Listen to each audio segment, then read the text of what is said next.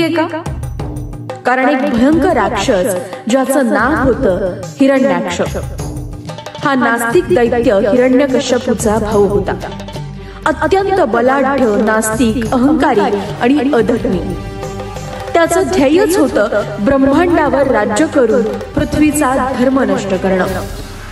त्याने वसुधेचं अपहरण केलं आणि तिला ब्लॅक होल अर्थात खोल समुद्रात लपवून ठेवलं. कारण त्याला माहिती होतं पृथ्वी म्हणजे जीवन, धर्म आणि संस्कृती. हिरण्याक्ष म्हणायचा, देव कुठे आहेत, माझ्याशी कोण लढेल?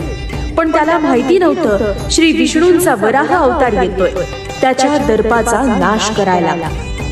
जगात जेव्हा अधर्म वाढतो तेव्हा एक शक्ती निर्माण होते, तीच म्हणजे वराह. चला सकल हिंदू समाजासोबत पुढच्या भागात पाहूया वराह आणि हिरण्याक्ष यांच्यातलं जबरदस्त युद्ध.